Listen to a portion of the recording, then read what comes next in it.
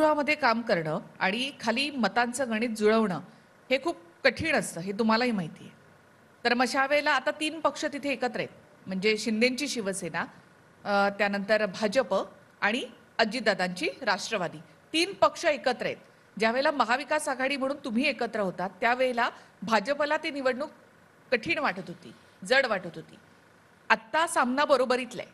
तुमच्याकडे 3 पक्ष, त्यांच्याकडे 3. मात्र तुमच्याकडे असं आहे की दोन्ही पक्षांकडे स्वतःचं चिन्ह आणि पक्षाचं नाव नाही. मग आहे अशा ना. वेळेला आम्हाला तर नवीन मिळाले, हा, ते तुतारी नवीन नाव. तुतारी वाजवणारा माणूस. बरोबर. किती ते चांगले चिन्ह मिळाले. लोकांपर्यंत पोहोचवणं. तुम्हीच पोचवायचे ते. नाही, त्यातलाच एक प्रश्न विचारतो. आव्हाडांनी एक स्लोगन लिहिलं होतं, वाजवा तुतारी गाडा गद्दारी. ज्यावेळी शिवसेना फुटली आणि ते आता नंतर ठाकरेंनी प्रचार केला किंवा त्यांचा प्रचाराचा मुद्दा आहे आता पण, की गद्दारी केली. मग तुम्ही राष्ट्रवादी जे फुटून गेले त्याबद्दल काय बोलाल?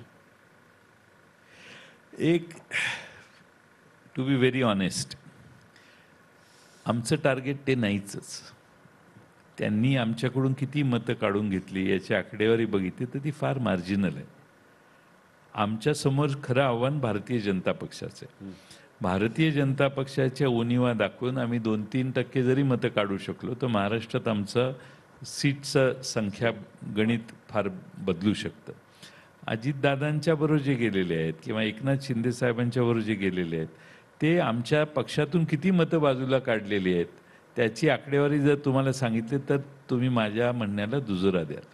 त्यामुळं आमचं खरं टार्गेट जे आहे, आम्ही कुणाबरोबर लढायचं, आमची लढाई भारतीय जनता पक्षाबरोबरच आहे. त्यामुळं त्यांनी काय केलं काय नाही यापेक्षा महाराष्ट्रातल्या राष्ट्रवादीचा जो मतदार आहे तो बहुसंख्य हा शरद पवार साहेबांच्या बरोबर आहे. आणि त्यामुळं ठीक आहे, आमचा नुकसान झालं आहे, काही टक्केवारी आमची बाजूला गेली आहे, पण त्यांच्याबद्दल बोलत बसण्याने आम्हाला राजकीय आमचं यश वाढणार नाही. आम्हाला समोरच्यांच्या उणिवा आणि कमतरता दाखवल्या तर आमचं राजकीय यश वाढेल असं आमचं मत आहे. त्यामुळं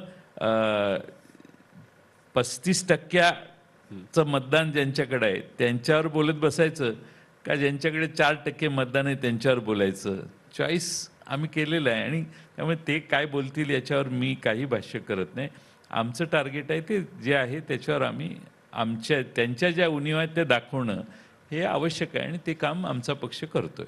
जागा वाटपावर येऊया. आता मुद्दा आहे तो वंचितचा. वंचितनं 27 जागांची मागणी केली होती. ते अजून जागा वाटपावर आलेलं नाही. काय म्हणायचं नेमकं? तेच म्हणतो मी, अजून ते जागा वाटपावर आलेले नाहीत. एकच आमची त्यांनी आत्ता काल परवा काही सांगितलेली आहे, त्यांच्याशी चर्चा होईल. चर्चा झाली आणि समाधानकारक तोडगा निघेल तर वंचितसह आम्ही सगळे एकत्रित राहू. प्रयत्न आहे की ते आमच्याबरोबर यावेत. भारतीय जनता पक्षाच्या समोर जी आघाडी करायची त्यात भारतीय जनता पक्षाचा पराभव करायचा ही ज्यांच्या ठाम इच्छा आहे ते सगळे एकत्रित येतील अशी आमची अपेक्षा आहे. आता एखाद्याला यायचंच नसेल तर भाग वेगळा, पण माझं बाळासाहेब आंबेडकरांशी जे बोलणं झालेलं आहे मला वाटतं की ते आमच्याबरोबर येतील. आज त्यांच्याशी ज्या चर्चा होतात आमच्या, म्हणजे फोनवर झाल्यात माझ्या, आता अलीकडं माझी भेट झालेली नाही, तर मला वाटतं की ते सकारात्मक आज तरी दिसत आहेत. नाही, आजचीच भूमिका सांगतो त्यांची. त्यांनी सांगितलं की तुटलेल्या पक्षांनी जास्त जागांचा आग्रह करू नका आणि आमचा जो 27 जागांचा प्रस्ताव दिला, कागद असेल प्रस्ताव असेल तो मान्य करावा लागेल. बरोबर आहे ना. आम्ही त्यांच्या प्रत्येक बोलण्याला महत्त्व देऊन आदर करतो. आम्ही तुटलेलो असलो तरी पक्ष आहोत याची मान्यता ते देत आहेत, हेच मोठं आहे. आता या दोन्ही पक्षांची आघाडी काय तुटलेल्या लोकांशी जाऊन तर ते करणार नाहीत, आमच्याशीच करायची आहे. मग आमच्याशी आघाडी करताना आमच्याशी चर्चा करतायत ते. त्यामुळं आम्ही त्यांच्या वक्तव्यावर जाहीर वक्तव्य करणं हे अपरिपक्वपणाचं आहे. आघाडीच्या चर्चा या एकत्रित बसून करून आघाडी घोषित तर करायची किंवा मग त्याच्या रिझल्ट सांगायचे.